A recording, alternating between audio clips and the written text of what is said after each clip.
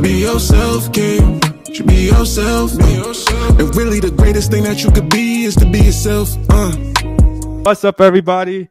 This is the Ikesinspiration podcast, and today I have a great guest named Alex, and I'm excited to have Alex on. He's an author. He's an entrepreneur. He's a cancer survivor, and he's done a lot of great things. And essentially, if this is a podcast where we're just celebrating the goodness of life, I can tell that both of us were really into just having a good time and living life. And so thank you, Alex, for coming on to this podcast. And I wanted to read you a quote that you put on Instagram that I felt really resonated with me, and I want to hear your thoughts on it, boss. So it's trust that the lessons hidden in the challenges, the growth sparked by the discomfort, and the clarity born from the struggles are all shaping you into what you're meant to become. I really like that quote. What are your thoughts on that? Well, yeah, man, let's dive right in. Well, first off, thank you so much for having me here, man. I'm excited just to explore, drop in, and do all the things today. For a quote like that, right? I think that a lot of times, let's go straight to it. If we are looking at it from the perspective of how you and I first came to connect, which is social media. Yeah. Right. Social media these days doesn't have that much sociability in it. It has much more of, let me go check out this other person's life. And a lot of times we see the veil of what their life we think it may look like. Mm-hmm. Whereas I think that it's beauty in being able to share just a little bit more of the full picture, because you get to give a lot more full context to your human journey. Right. And that includes the joys, that includes the struggles, that includes the good days and the not so good days. I think that the more that we can show up authentically, not just for social media, but for ourselves, giving ourselves permission, right, to be beginners and to be able to grow into these incredible butterflies, going from the caterpillar into the butterfly. I think the more that we are able to give other people permission through social media as well. So for me, it really comes down to if I want to be able to see myself as great, then I have to be willing to see myself in my challenges, right? I have to be willing to see myself in my faults and my failures and my stumbles and my mess ups that I've had throughout life as well, because there's another quote that I absolutely like, which is, there is no self-made man. There is no self-made woman. We're all made up of all the people that have impacted us throughout our life, and all of the joys, the successes, the stumbles, the falls, but also the successes that have made us up who we are as well. So none of this makes us self-made or anything like that. It makes us life-made. You know what I mean? It makes us path made. It makes us journey made over time.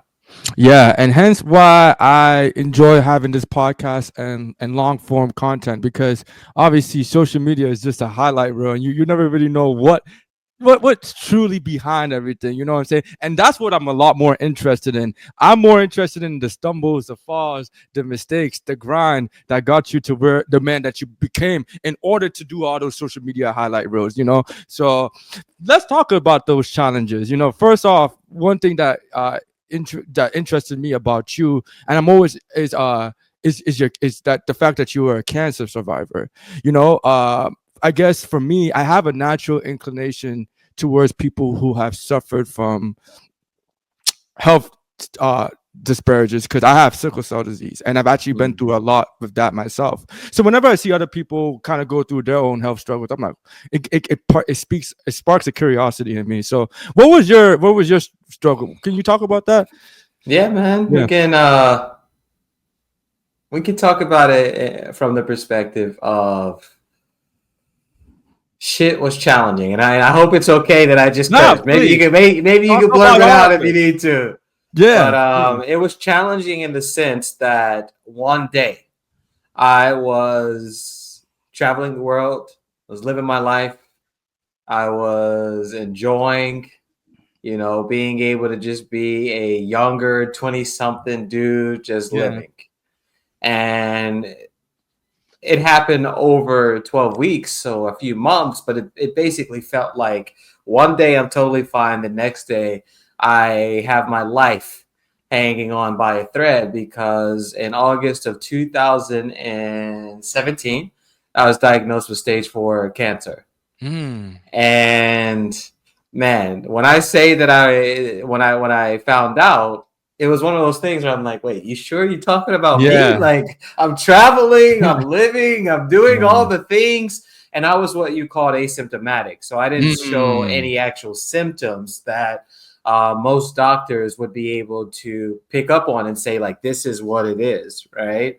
And to the extent that one day I was helping I was at my father's church on the Southside Chicago, and I was helping an older lady in a wheelchair.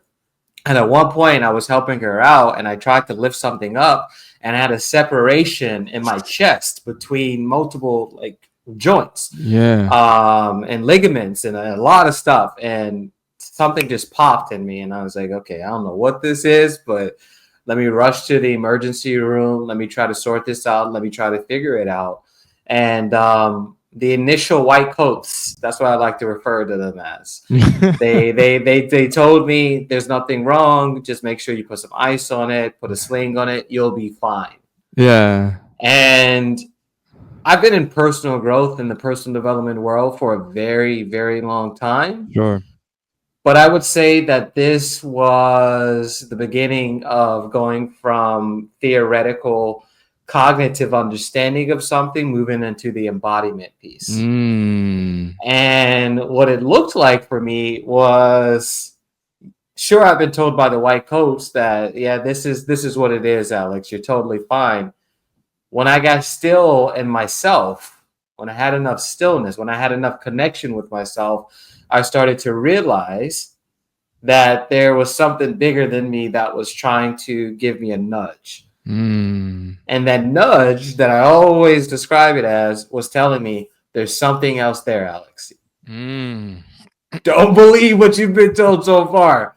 There's something else there. And so I decided to listen to that voice. I decided to listen to that nudge, and I went to a hospital and I told them I want tests done. I'm not sure exactly what it is. I was told last week, 2 weeks ago, that it was just a separation of clavicle and the sternum, but I think there's something else. So I want tests done. And one test turned into 3 tests, turned into 9 tests, turned into 12 tests, turned into 25 tests. And before I knew it, I went from that one day, I think I'm totally fine. I think I'm about to move from one city to another city, and I'm about to continue to live my life as I know it, to I have a diagnosis. And now I need to put on the armor that I knew at that time in order for me to actually be able to get through every single day that I needed to get through in order to ultimately survive something as confronting, as challenging, as scary, as life altering and mind altering as cancer is. Man, that is interesting, man. I'm so glad that you took the initiative to actually take care of your body. It's interesting, man. I'm a pharmacist, so I'm a quote unquote doctor. So when you say, "Oh, the white coats," trust me, I know exactly what you mean, because I feel like what you just talked about is like an important lesson in learning. Listening to your body, and that's something I had to learn with sickle cell. Like, it's hard to explain what it is, but you can tell when a crisis is coming out, which is like unbearable pain. And every time it's either a signal to rest, do some deep breathing, do some stillness. So to hear you talk about that was great, man. And so as you're dealing with cancer, like, what did you have to do to recover from that and get back to optimal health? Yeah, I think it's less for me to be able to answer that question comprehensively. It's less about what I did after the fact, and it's what I started doing when I was going through cancer, right? Because I refer to them as the white coats, because I think we have human beings, right? And I think certain cultures, we have a tendency to listen to what the white coats have to say, like it's like it's law Yeah. essentially, right? And I did that in the very, very beginning. And I remember the doctor and the care team at that time, Yeah. what can I eat? They were like, eat whatever you want, just you'll be fine. And after I went through one traditional round of chemotherapy, which was over a span of like 4 months or so, like that, I had my cancer come back within 15 days. And it was much more aggressive, and it started to spread even more throughout my body, to the point where around New Year's that year, I was in so much pain that they were telling me we could put you on all the things that you can imagine. We could put you on fentanyl. We could put you on like all the different drugs that you can imagine that will help you to get rid of the pain. And still the pain was coming through. And that was ultimately because I had a growth that was starting to push against my spine. And if that growth would have continued to happen, I could have been paralyzed, and I could be paralyzed right now if, and that would probably be still much better than not being alive.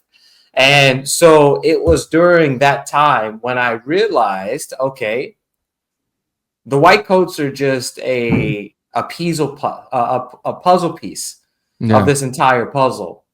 And it's up to me to figure out what the other puzzle pieces are if I want to survive, if I want to thrive, if I want to get into life again and be able to use my story, not in a way where I look back and I'm angry or sad or anything like that, but I can use it as a gift. And so I started researching on white papers. I'm one of those people. White papers, books, reading, learning. I just became a sponge. And then this is where I started to discover that there were a few key pieces that were important for people who wanted to essentially heal themselves of cancer. And obviously, we don't want to make any medical claims or anything like that. But a few key ones that I discovered is diet, huge, right? Diet and hydration. It depends on what we're putting into our body, right? If you're used to putting in refined, fake things into your body, then your body becomes artificial internally at some point. So I started to discover, what does it look like for me to put more life force in my body through plants and through cleaner proteins and things like that. And it wasn't just because I thought to myself, oh, this sounds like a good idea. It was because of the data and the science that I was seeing in a lot of the white papers and books that were written by people who were cancer doctors and people who were cancer survivors who later became doctors, because they felt like it was so important for more of the mass culture to understand. Sure, the white coats are going to try to do their best to help you, but at the end of the day, the entire pharmacy industry, the entire medical industry, it's business, right? Like it's all ran on earning money at the end of the day. And so it's important for us to realize that agency is important. Sure, there's people who are there to help us, but we also have to empower ourselves in a way to be able to help ourselves. So I did all of that, and I did it while I still had cancer, and that is what I continued throughout.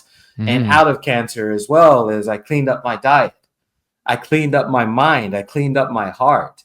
You know what I mean? Which is now we're starting to see more and more science. We're starting to see more and more research and data coming out about truly the connection between the mind and the body.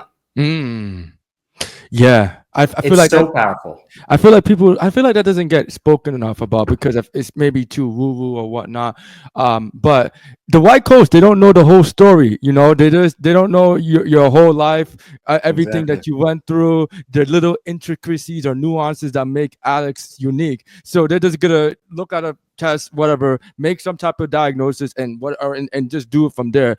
And unfortunately, a lot of these white coats that you refer them to as, a lot of them aren't as compassionate or as caring. I don't know if you get that feeling. I remember when I was hospitalized, it's like I would feel that lack of care and that lack of compassion. So it kind of makes you don't want, at least for me, I was like, oh, you don't even seem like you even care. Like, so like if you don't care, why should, it depends on the condition. But I get you, man. And Yeah, man, it's interesting because you can receive all these type of diagnoses, and it can be scary, like, and especially how some of these doctors will like announce it to you. I actually, so I'm only 30 years old, and a couple months ago, my neck was hurting me for like a while, and I'm like, man, what's going on? I saw a doctor, and she pretty much told me like, hey, like she took an MRI, and then she said, hey, you have arthritis. And I was like, oh, cool. And then she's like, oh, you're gonna have this for the rest of your life, so you're just gonna have to deal with it. I was like, Mm. I said, so she's like, oh, take these medications at work. I took the medications and whatnot, but pretty much she was like, there was nothing you can do. This is just gonna be your life. And I'm like, there's no way. So just like you, I just literally started like reading a bunch of books on the condition I had, and I really got obsessed with it. And I've been pretty much, for me, and it's always like a simple thing. You said diet and hydration. For me, it was a lot of stretching. Like I had to just keep stretching myself out to relax my muscles and really do it. And ever since I've been stretching every day, like the pain is gone. So like, this is testimony to say that these doctors, like, they don't know it all. They're just other human beings. That's all. Yeah. And you know what I would say to that as well, man? I agree with you, and massive respect for the doctors Of course. who do care. Yes. Right? Because I made the conscious decision to move away from that initial care team and doctors that I was referring to essentially going out and starting to interview different doctors and care teams throughout the city of Chicago to figure out who's going to actually help me save my life. You know what I mean? Yeah. And the team and the doctors that I started to work with, I partially owe my life to them. I'm so grateful for the level of care, for the level of compassion, for the level of patience that they had when I went in there, because I was doing the research, and then I would come back and I would ask them like 15 questions. So at the end of the day, sure, we've focused a little bit more on doctors and white coats, right? But I think that this is something that's transferable to all roles and all professions that people play in life. There are people who are a little bit more disconnected, and because they're disconnected, they tend to be a little bit more non-compassionate, right? But then there are those who they love what they do. Yes. Or they've always had that inkling or their spirit within them to be compassionate. Or there are those who they understand what it feels like to be down because they've fallen in the past. Mm-hmm. And at the end of the day, I rock with either one of them. I rock with all of them. Mm-hmm. But I know that for me, that I'd rather play in the realm of knowing what it feels like to fall. So now I know what it feels like to be able to reach back and help other people up as well. Mm-hmm. Mm-hmm. Yeah, it's interesting how once you go through these terrible incidents, whether it's sickle cell disease or cancer, or it can be even financial issues. Once you overcome it, it becomes something that you can use to share and help other people and grow yourself. It's really interesting. And I think that's one of the beautiful parts about life, that even those stories that may have been difficult or struggle, it can actually become an opportunity to grow your character and keep pushing a positive agenda. So, I love it, Alex. One thing I also thought that was super fascinating about you, at least based on Instagram, I don't, it appeared that you and your wife are millionaires, married millionaires. Wow, is that individually or separately or like together? Like y'all both? Yeah, wow. Both. Yeah, wow, man, that's awesome. First of all, how long have y'all been married for? And we've been married for officially 7 years, going on 8 in a few months. Wow, man, that is hard, bro. Like, just to be married is a whole nother thing. Exactly. And then to both be millionaires, wow, hats off to you. That really, like, I was like, wow, that's super cool. Like, I would love to talk to someone about that, because I don't think I've ever met a couple where both people were millionaires. So how did that work? Like, what's that like? I'm super curious. Well, here's the thing that I want to connect to what we were just talking about to what we're talking about now, right? Which is where you are never has to equal who you are. right? So when we are in the doctor's offices back once upon a time, because I was diagnosed in my 20s, right? And they say that this is your prognosis. This is who you're going to be. You're going to have arthritis for the rest of your life. All the things that other people like to say, that this is what's going to happen, and this is who you're going to be. Says who? I don't say so. You know what I mean? Ike doesn't say so. So if you're listening to this podcast right now, perhaps you're seeing our faces. Remember that you always get to be the conscious creator in your experience in your life. And so if we transition into this other part that we're exploring right now, my wife and I, we have chosen to be conscious creators in a way where we are redefining what it means to be in a partnership. Right. A few weeks ago, we put up a quote on our Married Millionaires Instagram page that marriage is a contract. Sure, we just decided to add margins to it. You know what I mean? we just decided to add a little bit of interest on top of it. Now, the incredible thing about my wife and I is that we have been on a very similar path for a very long time. We met all the way back in 2012. We have been, and this is a part that I want to make sure that everybody understands about me and my story, is that when I first met my wife, back when we were not girlfriend, boyfriend, none of that, right? We were in completely different parts of the world, completely different parts of life to some extent, and we crashed into our worlds together. And we met. And we went traveling to 30 different countries in the first 6 months of knowing each other. Wow. So if there are two different ways that I think that if you ever want to put your relationship through ultimate masterclass through the ringer from the very beginning, go travel the world with them, or just go get some barbecue with them, right? Because you're sitting at the table, right? No utensils, nothing. Yeah. And I want to see how you eat your barbecue. Are you putting it all over your face because you're eating that big old rib? Are you trying to be all cute and all of that? I feel like there's so much that you are able to learn about the other person when you're able to do things like that, which is going outside our comfort zones. And my wife and I, even though we've come from completely two different worlds, we've always been united for our quest for freedom. We've always been united in our quest for knowing ourselves at a deeper level. And we've always been united by our quest to help those around us, not just family, not just friends, but the world, right? So her and I, we've been working online for over a decade now. We've worked with the family of Tony Robbins. That's how we originally met. And since then, we have helped and worked with different companies, different thought leaders, different influencers, different startups and companies that for brands, names that we all know and love and probably use every single day. We have been part of many of those teams throughout the years that has then allowed us to have the blessings that we have right now. My fault. How did y'all meet? How did y'all meet through Tony Robbins family? Like, I'm just curious. So I was working at DreamWorks at the time. I was working in entertainment. So cool. Yeah, man. I wanted to be Hollywood. You know what I mean? Like to the point where I would come back for like the family gatherings. What's up, Mr. Hollywood? You know, that's what I wanted back then. Right. Okay. And my wife at the time, she was a professional ballroom dancer living in Japan for about 7 years. Wow. Yeah. And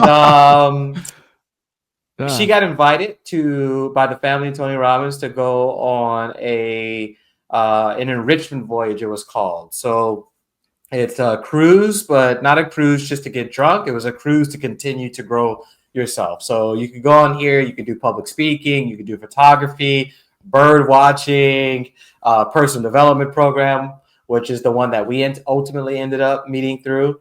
And for me, I just wanted to go on vacation. Yeah, like 100%. I did not sign up for this cruise to go and meet somebody or to go and to meet myself at a deeper level. I wanted to kick back, cruise, travel, because it was over 25 days and you went to 10 countries. Wow. Exactly. And I just wanted to, have my mojito, my pina colada, kick back, relax. Yeah. And I kid you not, the very first day, Because if you've ever been on a cruise ship, the very first day they have to go through the security checks and all of that to make sure that you know what you need to do in case of emergency, right? Mm-hmm. And when we were going through a security check, I was standing right next to this guy, and this guy was telling me about this family and these sisters and all these people that were coming together, and there was this personal development, experience, discover yourself while discovering the world that's going on for the next 25 days. And at first I'm like, bro, maybe I'll come, but I'm here to drink my pina coladas and my mojitos. Maybe. Yeah. Perhaps that's when one of those nudges came to me, when, God, the universe, whatever we choose to call it, right? That bigger, that greater, that higher power that's bigger and greater than us. Yeah. Ushered me along, did that little nudge on my back and said, Alex, you need to go to it. And it was in that initial introductory session with that family that I stood up in front of everybody, and I remember these words to this day, because my wife will never allow me to forget these words to this day, which is, hey, my name is Alex. I probably will not be here much because I already know who I am. So I probably won't be here. And to this day, she thinks that was the cockiest thing that a person could ever say. But it also, on the other side, she was like, not anybody, just any person would say something like that, especially in front of a group of people.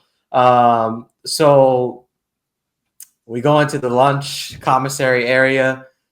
There was something about the connection that I was feeling with her from far away. I decided to go and put my arm around her and make some connections between where she's originally from, with the work that I was doing at DreamWorks at the time. And as they say, the rest is history.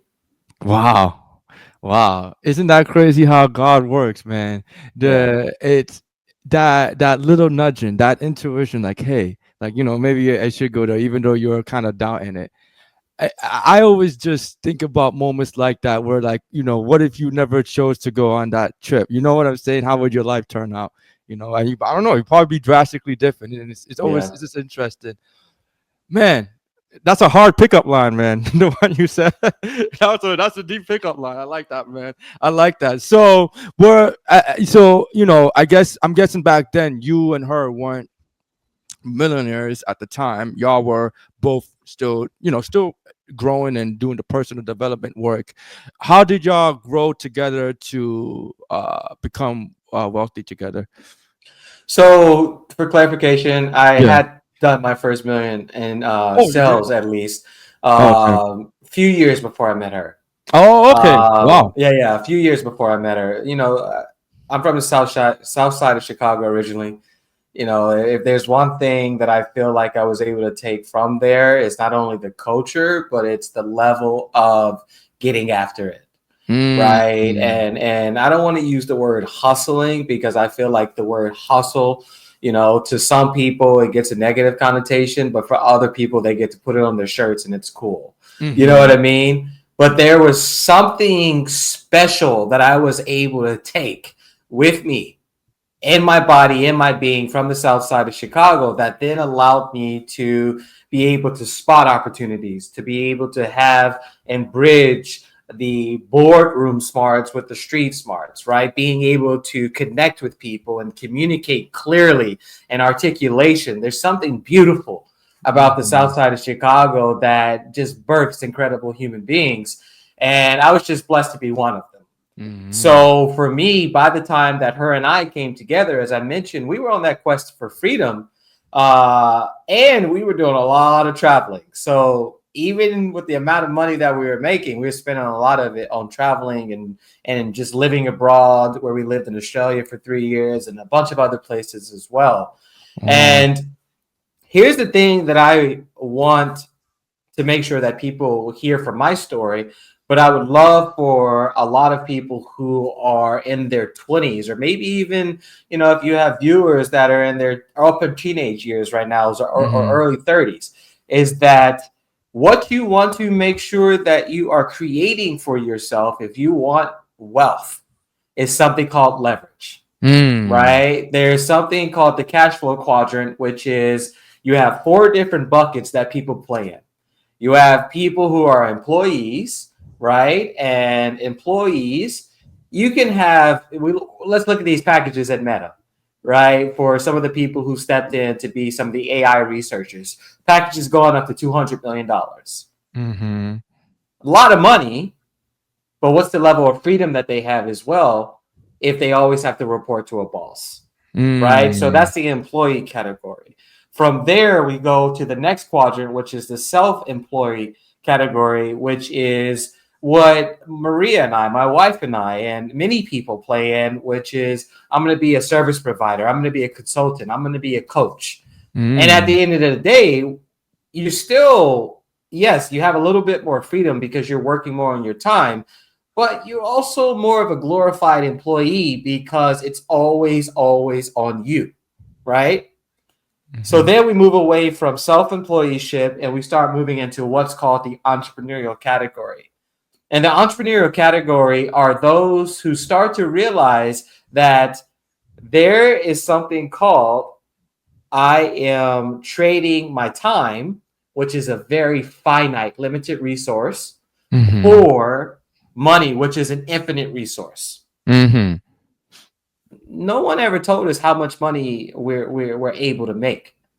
We either have that limit on us because of the families that we belong in, or because of the jobs that we've worked, or because that was the last contract that we were able to sign for ourselves. But when it comes to money, we can make as much money as we want. We just have to realize that we have the decision-making power to create, to make that so, right? So that's the entrepreneurial category. It's those who have woken up to, if I want to start to create more wealth, if I want to start to create more freedom in my life, it can't all depend on me. So they start going out and they start looking for people who have a particular set of skills to start replacing them in the categories that they're not so great at. They start going and employing and using systems and tools and automation to work while they're asleep. And to work while they're in meetings and all the other times. So that's the entrepreneurial category. And then we move down into what's called the investors category. And ultimately, if you want to have freedom in your life, and we're not just talking about financial freedom, we're talking about emotional freedom, environmental freedom, physical freedom. We're talking about all the different freedoms that then allow you to be free as a human being. The entrepreneurial category are people who they not only use the systems, they not only leverage the automation and things that can replace them, they also tend to partner with them or own them. So let me say that again. They don't just use the systems, they either partner with the systems or they own them, so that while their systems are educating, while their systems are taking people through a funnel because it's automated, while their systems are doing XYZ, they're also allowing them to start earning money. And then the money that's made over here is being put into another system over here that's making more money, right? One of the things that you'll learn, Ike, as you continue to step into your wealth, but anybody who's watching this right now, that wealthy people and rich people, they don't use their own money for a lot of different things. That's the truth. What they do is they make sure that they have enough of these systems, or that they've built up enough wealth that they can then use collateral to be able to go out and get loans for things. That's interesting that you said that. I feel like wealthy people trade money for time, where poor people trade time for money. You know what I'm saying? Like, poor people don't mind working 12 hours, 14 hours to like make $10 or $15 an hour. I've noticed wealthy people are very particular about their time, and I respect the hell out of it. And honestly, I had the pleasure of speaking with a lot of millionaires, And a lot of them, like once that 1 hour dot hits on the podcast, yo, I gotta go, I got XYZ to do, or do, but like, and it's like I respect it. Sometimes I wish I could speak longer, but because it's kind of the reason why they're so successful, because like they're just so particular with their time, and I absolutely get it. And I love it. As you were speaking, I was thinking about real estate, because I'm also a real estate investor, and whenever I make real estate investors, I'm always thinking, how can I use the least money down to make to get the most valuable asset, you know? And so that's it's interesting that you said that. So what systems and tools have you used to generate the wealth that you have? So for me, man, as I mentioned, I worked before I met my wife. I was working at DreamWorks, right? Okay. My fundamental background, if we want to look at professionalism, is marketing. It's marketing, it's branding, it's brand strategy, it's business development, like that type of thing. So if we were to fast forward all the way to today, what are some of those tools? The tools that everybody uses these days, that I was one of the very few people using back then, which is marketing funnels. You know what I mean? Marketing funnels have become so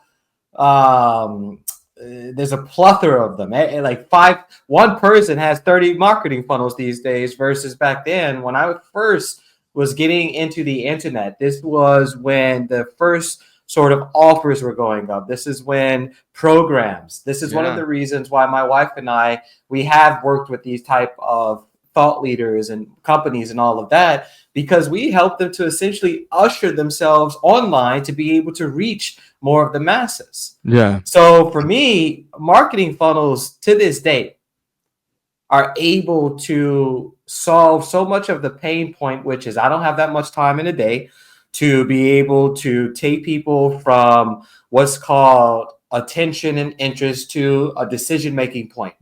I don't have that much time, especially if I'm wanting to start to scale, right? Because scalability is how you start to actually make money and how you can actually start to gain more freedom for yourself. Mm-hmm. But if you have, let's just say, right? Let's say that somebody has IP. They're really good at being able to be a grief counselor, right?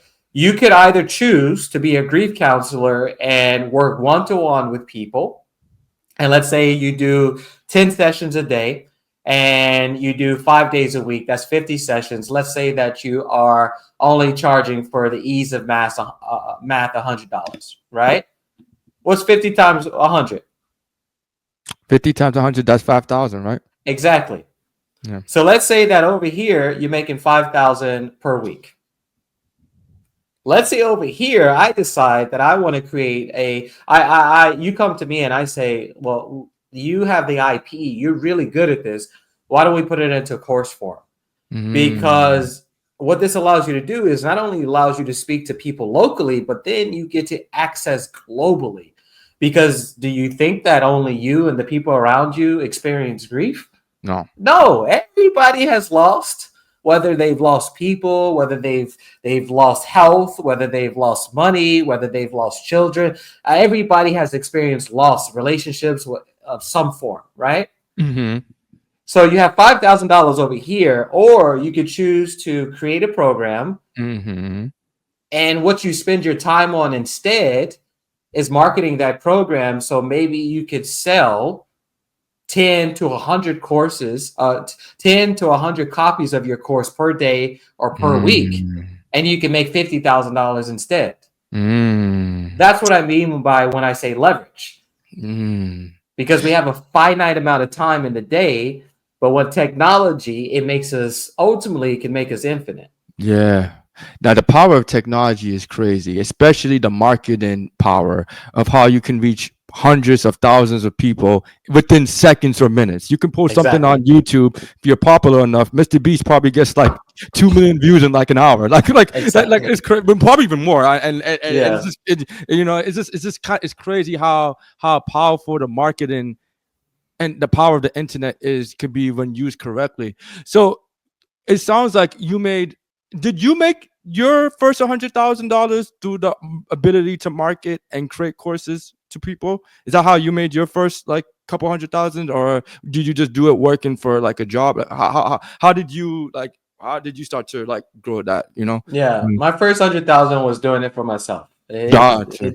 I'm sure if I were to go and want to work in corporate job now, I could probably, swing X amount of that. But back then, it was not a very common thing, especially working in entertainment, because Yeah. everybody, as you can imagine, everybody wanted to work for Disney. Everybody wanted to work for Yeah. DreamWorks. Everybody wanted to work for these companies. So when everybody wants it, it makes it a prize, Yeah. which then allows the people on the other side to have the power. Yeah. So they had the power over how much they got to pay people, right? Mhm. So that's at least back then.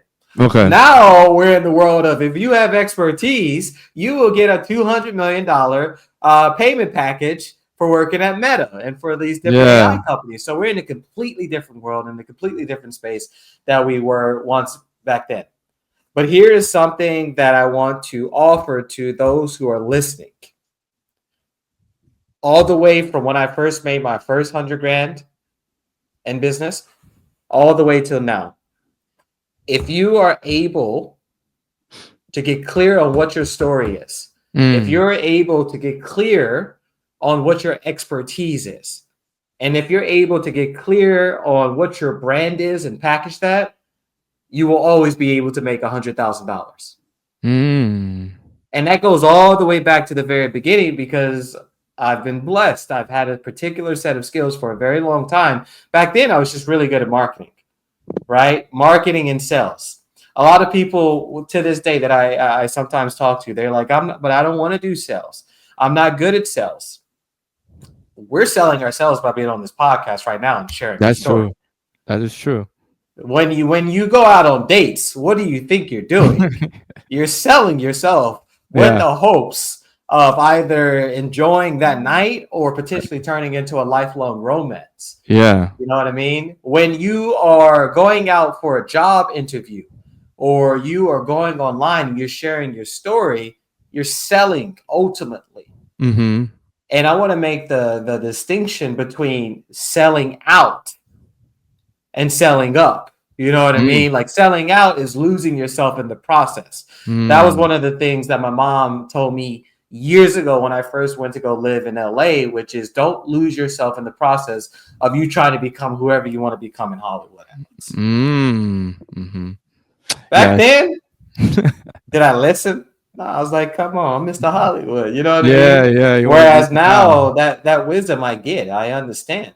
Yeah, your mom sounds pretty wise. It's so easy to lose yourself in these industries, honestly. I heard all types of crazy stories in Hollywood, and people selling their souls to do all types of wild stuff, man. And I'm glad you didn't come out that way. You seem like you're pretty authentic, and it's like, what's all the money in the world if you sold your soul, So exactly, and what's all the money in the world if you're just gonna die anyway, right? Yeah. So that was one of the things I wanted to say, man. I appreciate the mirror that you say. It seems like I'm authentic, because that's the game that I want to play more of every single day. Yeah. I've already I've already walked to the edge of earth, being and battling with stage 4 cancer. Now this all gets to be a game. It gets to be a joyful journey.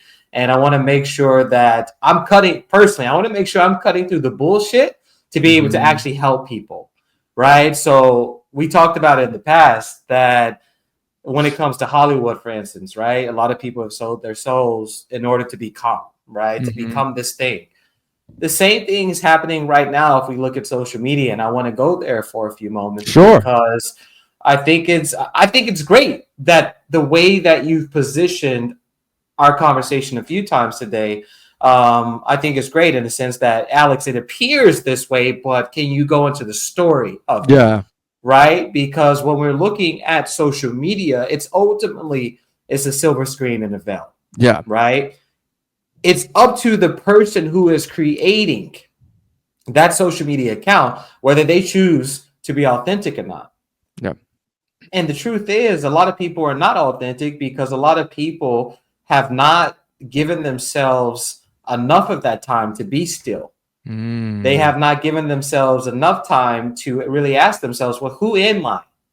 Who am I without all the likes? Who am I without all the comments? Who am I without all the engagement from all of these people, strangers on the internet? Who am I? Who do I want to be? You know what I mean? Yeah. And I think that is you probably through this conversation have already started to see, like, sure, millionaire, money, wealth, and all of that. But what does any of that mean Of if course. I'm not internally and emotionally free For sure. and clear with myself? Mm-hmm. And me, myself, Maria, the people that we rock with, that's the aim. That's the requirement.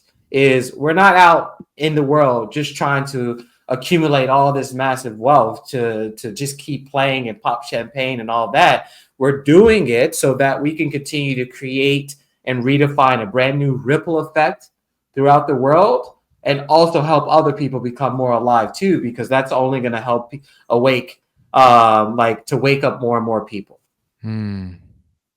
Well, that question, answering that question, who am I? I think when you really start to dive deep, it gets really scary because one, it's common for people to just don't know, and even admitting, hey, I don't know, that's scary. And then two, I feel like if you might answer who am I, sometimes it could be a facade of what you're just watching on social media or TV or movies, and so that can be confusing too. And so it's an interesting question, and I do a lot of journaling to figure out who am I. For me, I would identify as a God-fearing man who's also a leader. I'm curious for you, Alex. Like, how would you identify yourself? What would you if you were answering that question for yourself? Like, who am I? Like, how do you Mm, identify yourself and move throughout the yeah. world? So everything is in alignment with whatever you're doing. For sure. I want to touch on something before I move into Yeah, that, which is you said, I don't know, right? And that's yeah, scary, right? It can be yeah. scary. Three of the most powerful words in the English dictionary, and you could translate this to all the other languages as well, is I don't know, I don't know. right? Yeah. I don't know. In the world where perfection and having all the answers is required, even as kids from our parents, Yeah. that's the reason why it's so scary. Yeah. But what does I don't know actually equal? There's an absolutely beautiful quote that I love, which is the reason that more people will not be successful, the reason that more people will not be wealthy, will not be great, will not be happy, is because they don't want to be seen starting from the bottom as a beginner. I don't know. On the flip side, what does that do? It allows a doorway. Yeah. It provides a portal.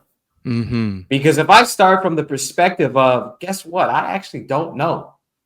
What does that give me the opportunity to do? Learn To learn, and grow. to grow, Yeah. to become, and ultimately to know as well. And you want to know what's the interesting thing to me? The people who claim to know everything or give up that persona that they know everything, to me, are often the dumbest ones. Like, because they're not giving themselves an opportunity to learn. But it's actually the people who I feel like say I don't know, or probably, or like use words like probably, I don't know, or what like they seem to me a lot more honest, and the way they talk is like, okay, there's some type of intelligence because you're being honest with yourself and you're not just BSing just to come off like you know everything. Exactly. Yeah. For me, I'll go back to my childhood. It wasn't okay for me to tell my father I didn't know. Because his follow-up was always, what you mean you don't know? Yeah. When I have my kid, I'm going to let them be okay with not knowing, because that will then allow them to have such an incredible launching pad. Yeah. So to answer your question, who am I? I'm an explorer, bro. You're an explorer. I don't know if a lot of people consider me to be an expert, a subject matter expert on a lot of different things, right? Yeah. I get paid to be an expert for companies and for different people and startups and all the different things, leaders. I get paid for that. But ultimately, what I like to always tell people is I'm an explorer. An explorer. Cool. Because that gives me the opportunity to continue to abide in this I don't know-ness while I'm getting to know a few things. You know what I mean? Mm-hmm. Because last time I checked, this is my first time living life. And sure, there was, some of us can believe in past lives and all that type of thing, but for this lifetime, this is the first time I'm living life. So why would I want to choose to be a know-it-all, which I used to when I was younger? When I was younger, I used to. But nowadays, I ask myself, why would I want to choose to be a know-it-all when I can be somebody who truthfully gets to put on the lenses of curiosity and openness and beginnership and I say curiosity, right? In order to see the world that is in front of me for the vividness and for the beauty that it actually has. You know, it's like we talked about it earlier. There's the infinite and there's the finite.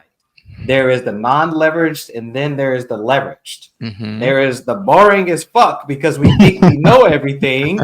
And then there is this incredible opportunity that we get just simply for being alive. And then when we bring in this beginnership, the open eyes, open awareness, what's called in mindfulness, the beginner's mindset and the growth mindset, right? When we bring more of these qualities into our daily operating, then that's when it makes it just a lot more magical. And I feel like with your mindset, it allows you to lead a life full of adventure. I feel one of my favorite things about myself is I love being curious, and this podcast is actually birthed out of curiosity.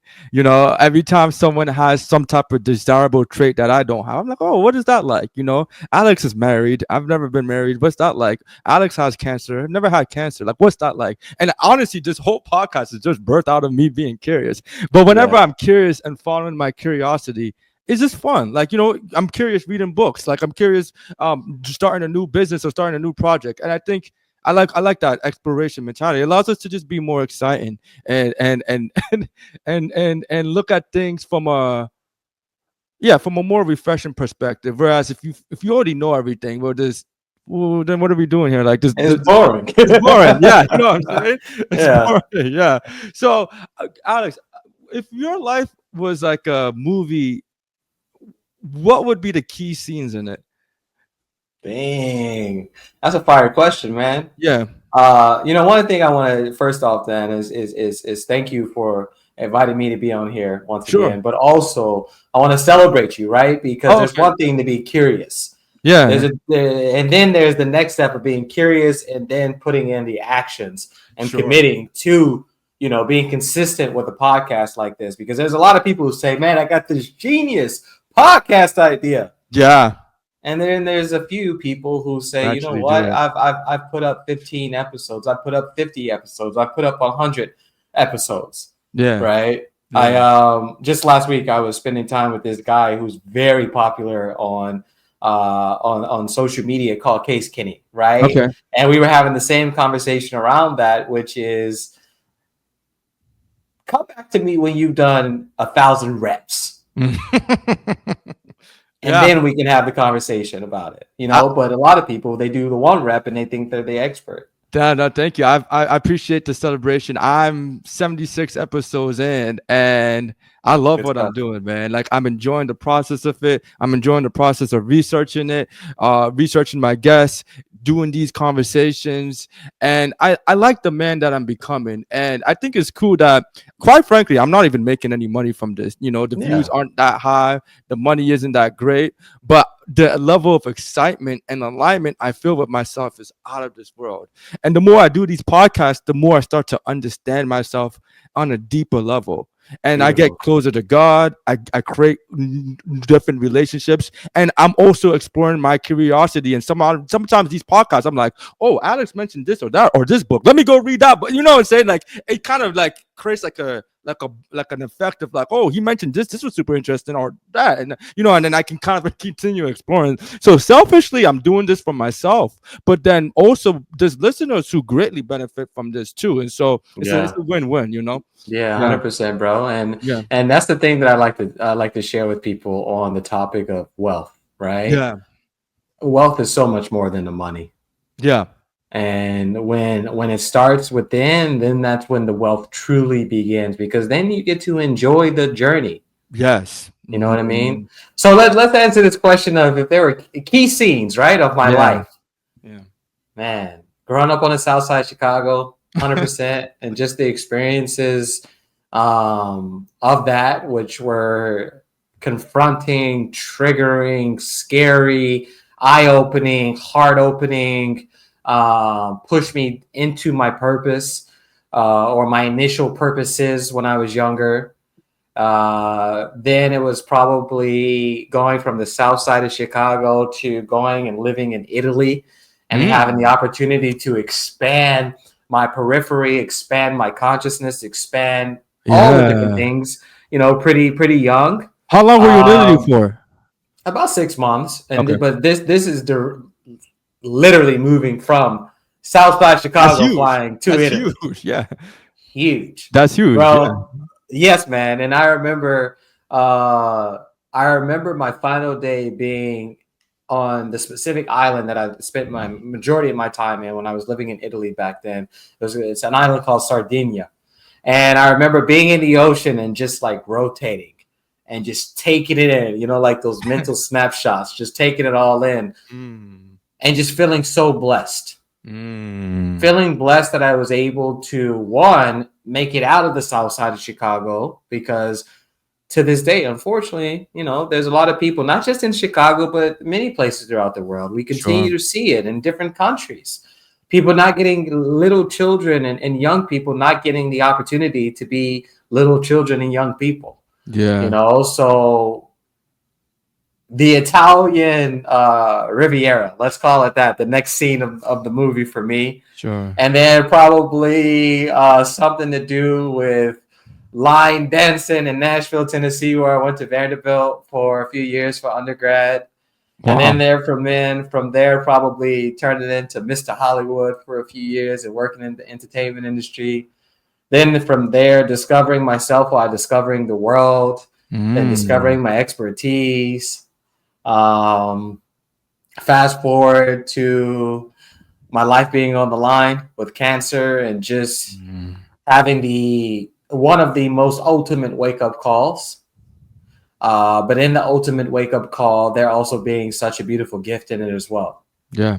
And then from there, darkness and depression, because I Wow. think that a lot of people, they think that, oh, you don't have cancer anymore. Life is great, right? Yeah. That's what I was thinking. No, no, no, no, no, no. And you will talk to a lot of cancer survivors who all they knew was survival for the entire time that they were going through treatments and just staying focused, locked in, head down, trying to get to the next day so that they could one day be told you've survived. But on the other side of that, what do you have? You have hundreds of thousands, if not millions of dollars in medical bills. Oh, You that's have your true. reemergence into Yeah. what does it mean to be a human being? What does it mean to be around people and to socialize? Because with the type of cancer I had and how severe it was, I was what they called severely immunocompromised. So I couldn't be around people. Yeah. I was around for over a year. I was really just around my wife, my parents, my sister at times, and the doctors. That was it. Wow. That was Wow. it. And stuff. That So with the cancer thing, the especially mentioning, first of all, like, I'm a pharmacist and I work in the cancer field. Like, and those cancer medications are out of the roof. I know chemotherapy is out of the roof. Like, the easily thousands, $10,000s. So I can only imagine the expenses. But then that's so interesting. I've been in the health and care industry for a while. I've never heard someone talk about the struggle of coming out of that and then dealing with that. As a result of you being feeling lonely because you can only stay, it was almost like your own version of COVID. Was this during the pandemic or was it like not no pre-COVID, pre-COVID? pre-COVID. Yeah, it kind of sounds like you had like a pre-COVID experience before everyone else actually had a COVID experience. But I'm curious, Alex, how long were you depressed for? And yeah, what was that like? I'm just yeah. It started probably somewhere in later 2018. Okay. So somewhere probably like August, September. Okay. And because I found an incredible therapist and guy to start working with, the fog started to lift. And I'm being transparent, I'm being honest, I'm Please. Yeah. being real with this. The fog started to lift in 2023. Wow. So you Yes. were depressed for about 5 years. It sounds like I was a highly functioning, like depressed. anxious, depressive person. Yes. Wow. Wow. Man, and it's just, looking at your social media, like it's like the highlight reels, you pair with one thing, but then the others. Well, I really appreciate that, man. Because honestly, just I think depression and loneliness more than ever is actually increasing. And I Yeah, feel it like is. I think due to social media is a weird thing where we're more connected than ever, but we're like more disconnected. You know what I'm saying? We're like we have 1,000 friends on Facebook, but we're probably not even hanging out with any of them on real life. You know what I'm saying? So it's like Exactly. it's like a weird thing, man. And Yeah. so you might and then you're on Instagram or TikTok and you're scrolling. Everyone seems to be having that time of your life, and then it's literally almost goddamn impossible not to compare yourself to whoever you're looking at. So then that's Yeah. gonna cause you to like start self ruminating. So, wow, how did you get out of that rut, man? And yeah, can you just mind talking about that? Because I wouldn't have it's kind of surprising, honestly. Yeah. That's interesting, man, because here's the thing that I would say specifically for my account. Yeah, If people go and read what I write, yeah, I write about the struggles. gotcha. So I'm gonna invite you. So go back in. Not you don't even have to go back in time, man. Yeah. You can start from a month ago and just read through my actual post, and Mm, you will see me and you will hear me getting real about the struggles of my life. So mm. if you care, I want to invite you to do that because Yeah, no, that's I'll one check thing. it out, man. Yeah, Yeah, I'll check it out. that's one thing that I personally I want to make sure that I'm being Transparent. real. Exactly, Yeah, I'm being this is what the authentic. podcast is about, man. This is what it is, Exactly. man. We're Yeah, getting even deep into it. exactly. Even on my social media, I try to be as real as possible. Yeah, But on the flip side of that, I try not to dim my joys of either. course, of You get what I'm course. saying? Yeah, Because there is this ongoing narrative that everybody's just sharing, and this is not against you, this is just yeah. for the bigger picture, right? This is ongoing narrative, everybody's just showing the highlight reels. Are you there with me when I'm in the struggles too? You know Mm, what I mean? mm-hmm, Like this is to anybody. Are you supporting and are you celebrating me when I'm going through the deep darkness? mm-hmm. No. So be okay when I share my highlight reels too. And that's Yeah. the thing that I like to share with people is show up more fully as who you are. Yes. So share the authenticity of the challenges that you're going through, but don't allow yourself to die in those in that deepness, in that darkness, and that depth. Yeah. Allow yourself to be your greatest storyteller by being able to move through it and shift through it while also enjoying the days that you get blessed with. So for instance, last week at the gym, there was this guy that I shake his hand, I say what's up to him very, very briefly all the time. And he came up to me and he was like, Alex, you just every single time I see you, you just seem to be so joyful. Yeah. And I told him, when you've gone through enough shit, you learn you learn to enjoy the moments that are remotely fertile. Mm-hmm. You get what I'm saying? Mm-hmm. So I just thought that was a really important piece to touch on a little bit as well, which made me also forget your question. Do you remember it? I don't remember it. I think it was about getting out of your depressive rut, but I'm Oh really yeah, that was it. yeah, but I'm really glad that you're sharing this because it's it's just an interesting thing, man, where I feel like it's I think part of the depressive rut, I feel like one thing that helps is actually verbalizing it and speaking about it, because I feel like in speaking the truth, you minimize it and you're owning it, and it doesn't really feel Mm, like as much as a bigger deal. You know what I'm saying? mm, And that's something that I had to do with my sickle cell disease. I wouldn't say mm. my sickle cell has caused me depression, but it's definitely caused a lot of existential bouts where I'm like, Okay. why do I have this? What, God, why would you give me such a terrible disease? The pain is unbearable. I kid you not. If you tell me, would you rather have this pain or get shot by a gun? I'm not like, maybe not deal with the repercussion of dealing with a gunshot, but like the pain, give me a gunshot. Like that's how women say sickle cell pain is worse than is just as bad as bearing birth. That's how Uh, bad it was. So when I went through that pain, I've had a lot of existential bouts, and yeah. one thing that helped me was I created a sickle cell with Dr. O channel. Well, because I'm a pharmacist too, I can speak towards the medical aspects of sickle cell, but also my personal aspect of it. And so it would give me a opportunity to speak my truth. And the Yeah. more I spoke about it, the less it kind of like took over me, and I was just like, yeah, I just have it, I don't feel like burdened by it, and I think it just goes to speak, like, I think speaking your truth, even though it's hard, I think it minimizes it and just normalizes your reality, so you don't have to feel ashamed about it, Yeah. or anything, I agree with that, man. And I think there's levels to it, right? Like yeah. it's like this, there's levels to it, levels to this shit, whatever it is.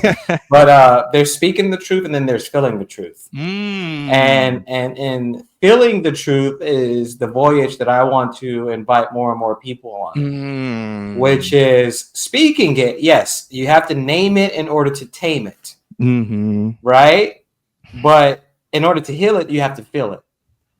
And there's not enough people who have adequate support systems in their lives to be able to feel the traumas Yes. and to feel the challenges and to feel the Mhm. insecurities and to feel the stories and to feel the fear and not. That's such a good point, man. That's Yeah. such a good point. And I love the point that not only is it about speaking the truth, but really feeling it. Honestly, man, you don't understand. You're actually really speaking towards myself, because Mm, I wouldn't say I'm going through depression. I'm not depressed, but I feel like I have trauma that I've yet to unpack. And I don't think I do a lot of journaling and yeah. introspection. You know what I'm saying? But that doesn't, it's kind of weird. It doesn't help. So one thing I'm doing actually is every week I'm posting.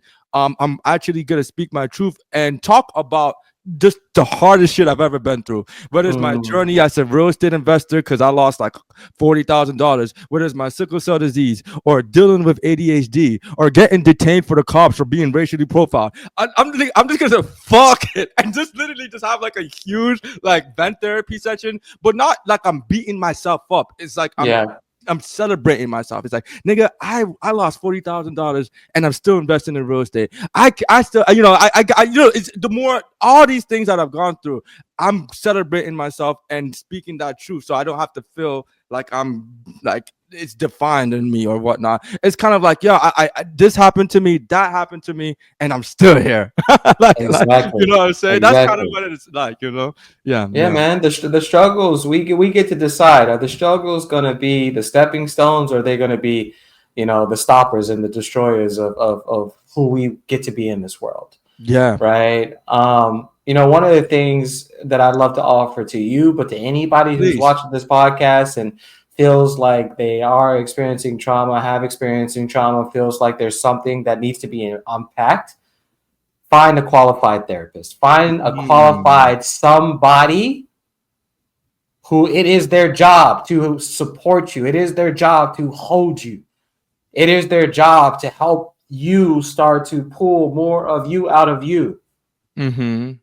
Can you speak towards your therapy session? How did that help you? Like, because you're telling people to do it. I'm sure what, like, specifically about therapy, like, transformed your helped you get out of your rut.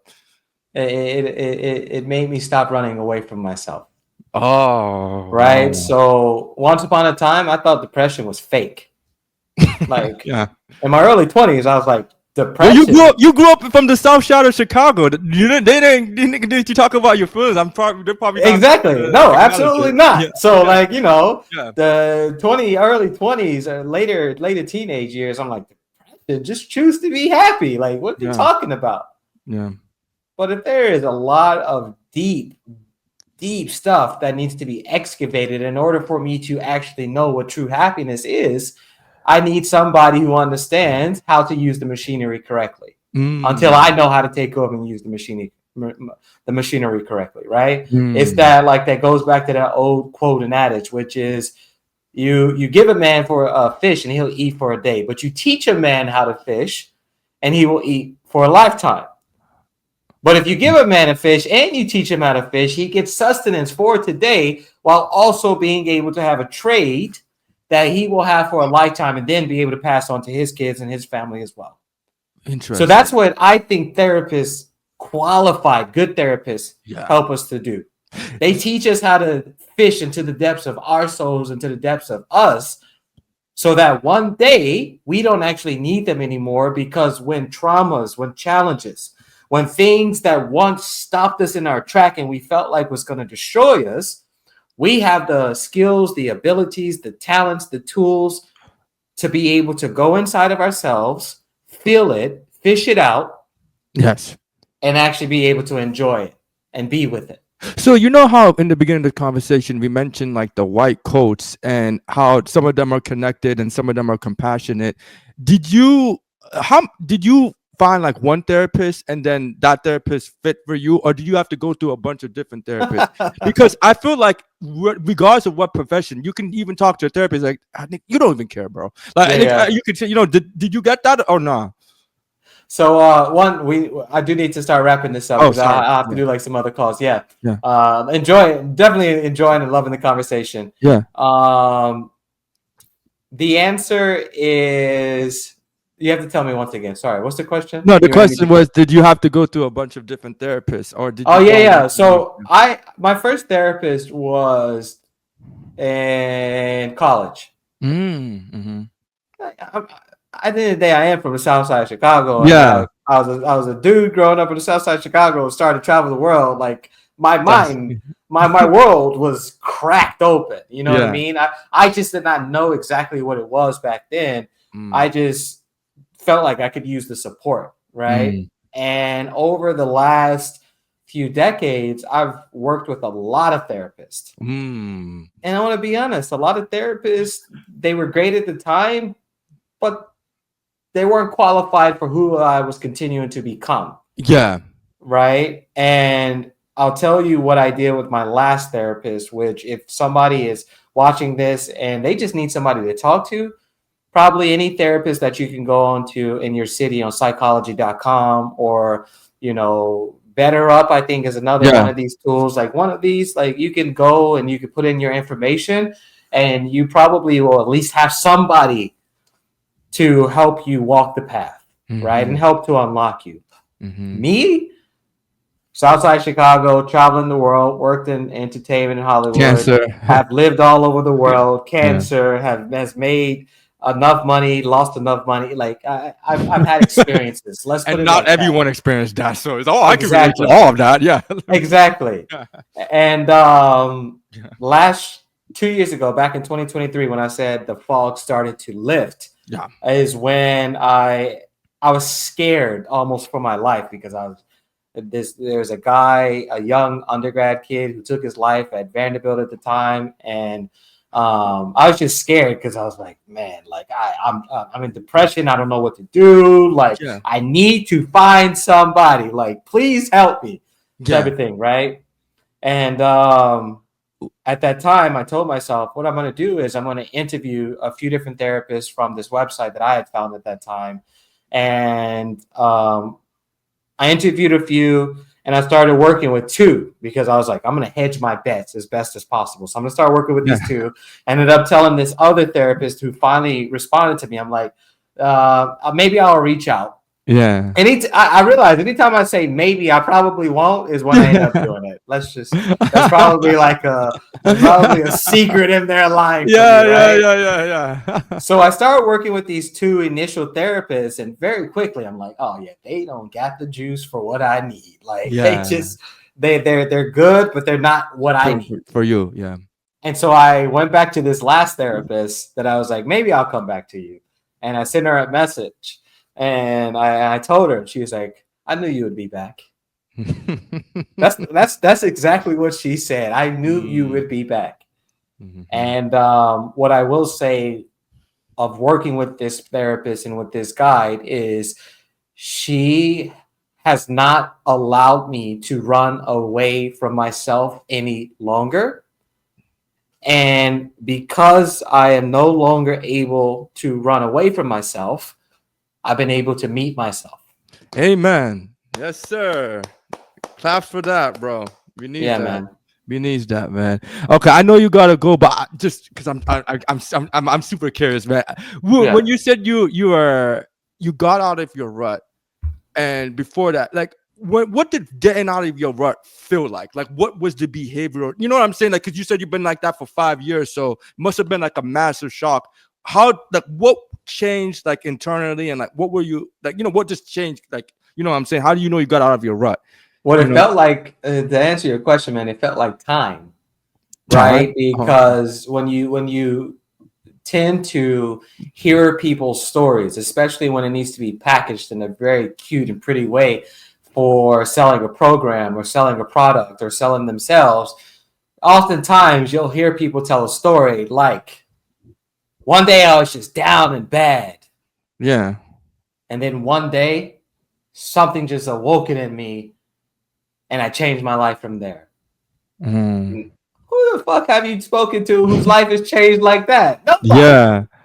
Sometimes things take change. I mean, things take change, time. And sometimes things take time. Yeah. Oftentimes things take time. Yeah. Think about this. We can do two quick metaphors for you.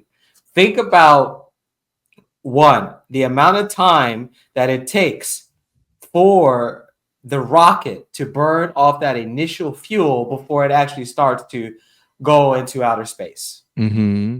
Think about that. Think about the time that it takes and the pressure and the challenges and the visceral hurtness that it probably feels for a caterpillar to be able to get out of its cocoon to become a butterfly. I'll give you one better one. Think how much time it takes to heal from a breakup. You know, I don't know if you ever been through a hard breakup, but when I went through my first breakup, I'm like, yo, how do I get out of this pain? How did I get this pain? And the time, everything what everyone kept saying to me, and I hated it, was you just gotta give it time, bro. Like it's just, and they were right. It took me like 3-4 months to barely like not feel time. Yeah, so it goes to your point, you know. Exactly. And that's the thing, man. At the end of the day, is time is finite. And that's the reason that time gets to be a gift. Mm-hmm. Mm-hmm. And the more and more that we can recognize how much of a gift it is to be alive. Yes. The more and more that we can recognize what a gift it is to be us. Yes. And to be born Amen. And to live with our story and with our challenges and with our joys, and be able to just continue to use that to live a really rich, nourishing, fruitful life. Mm-hmm. And to be able to attract those that are like us around us in that way. Mm-hmm. That's what this is all for. This is the hat that I'm wearing right now. One life. That's there. Life is good, man. Exactly. I love it, man. Great message, man. And I think we can end off on that note. Very inspiring. I think, yeah, man. Thank you for being vulnerable. Thank you for sharing your truth, and thank you for just being a strong man. I think more of these conversations need to be had, and it was very enlightening. You know, it was very enlightening. I learned a lot, and I felt more connected than ever speaking to you. So thank you for your truth. If people would like to reach out to you and learn more about what you're doing, or even connect, how can they do that? They can reach out to me, check it out on Instagram. Hey, Alex Echols. I would imagine like when you put up the show notes and all of that, you could probably Yeah, put a link for me. we'll do that. But that's probably the best. That's probably the best place to find me at. Okay. Okay. Yeah. Sounds good. Well, hey, it was a pleasure speaking with you, Alex. Remember, everyone, the future belongs to the beauty. The future belongs to those who believe in the beauty of their dreams. And if Exactly. God is for us, who can be against us? That's right. That's right. Much Yes, love. sir. Appreciate it. Thanks, Much Ike. love. Yeah.